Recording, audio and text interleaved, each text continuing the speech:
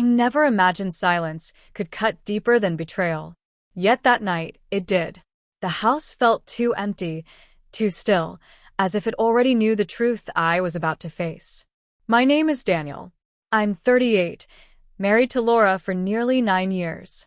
We had a simple, steady life, or so I thought. Nothing extravagant, just love, routines, and little comforts that made the world seem safe. I used to believe that kind of life was unshakable.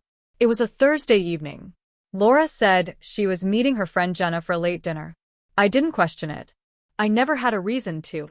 But on my drive home, I passed the restaurant, and her car wasn't there. My stomach tightened as I stared at the empty space.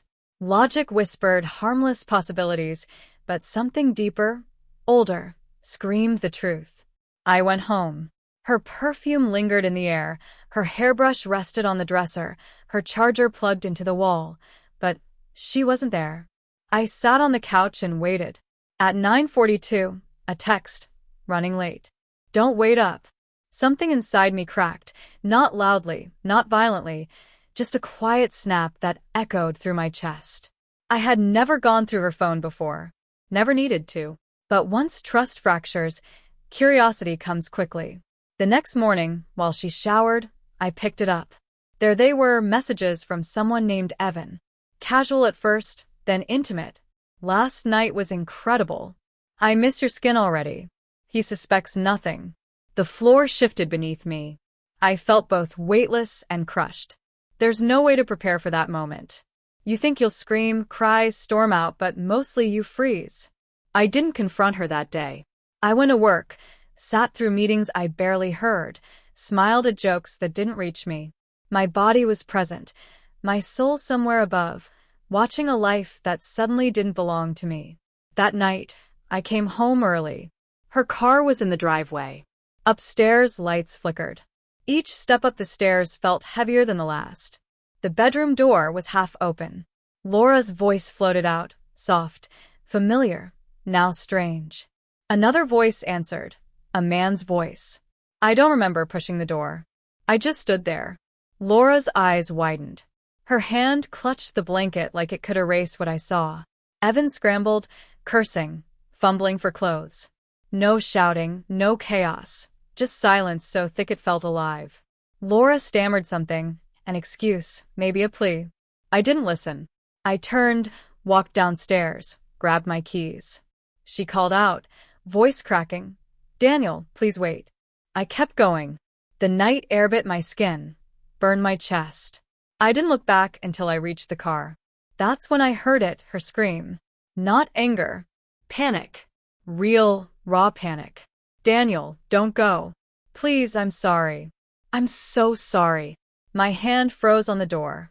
9 years of mornings, laughter, dinners flashed before me, but they didn't feel real. I opened the car, sat in the driver's seat. Her bare feet pounded the pavement behind me, reaching out as I turned the key. My chest ached, but something inside had already died. I drove slowly, not to let her catch me, but to feel every second of leaving. Her screams faded into the night, but didn't vanish. They etched themselves into my memory, like a ghost I'd never shake. That was 6 months ago. People say time heals all wounds. Sometimes, time just teaches you to survive with them. I spent the first nights in a motel on the edge of town, smelling faint coffee and disinfectant, lying awake, replaying her voice screaming my name on loop. Calls came the next morning.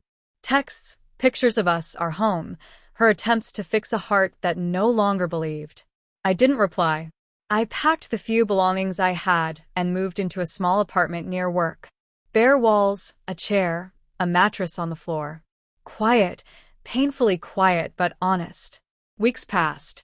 I wandered through life like a ghost. Work, eat, sleep, repeat. Coworker Aaron asked if I was okay. I said I was just tired. Easier than telling the truth. I had lost something I couldn't name. Laura didn't give up. Letters. Waiting in the parking lot, eyes red with guilt, hoping I'd return. One night, she caught me coming home. Trembling, voice breaking, I made the biggest mistake of my life. I wanted to hate her. I really did. But when I looked at her, all I felt was exhaustion.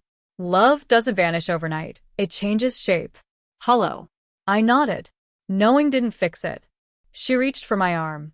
I'll do anything, therapy, whatever it takes. I stepped back. You already did everything.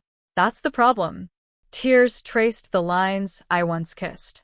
I almost faltered, but remembered the messages, the lies, the sound of her with someone else. Forgiveness is sacred. Forgetting? Impossible. Do you ever think about us? I nodded. Every day, but not the way you think. I think about how I lost myself trying to save us. She sobbed. I walked past her, into the building, her cries echoing like that night. After that, she stopped. The calls ended. Silence returned, a silence I could finally breathe. Months later, I drove past our old house. For sale. Curtains gone. Garden wild. Smaller, emptier, aged without us. I sat, thinking of everything that started and ended behind those walls. Anger isn't the hardest part of betrayal. It's learning to live without the version of yourself that existed before the pain. That takes time. I started running again. Feet pounding pavement became therapy. Books I'd never read before. A solo trip, just me, a cabin, rain on the roof. Slowly, I rebuilt. Some nights, I still hear her voice screaming my name, but it doesn't hurt. It reminds me when I chose myself over pain. Love can survive almost anything, except broken trust. Walking away isn't anger. Sometimes it's mercy.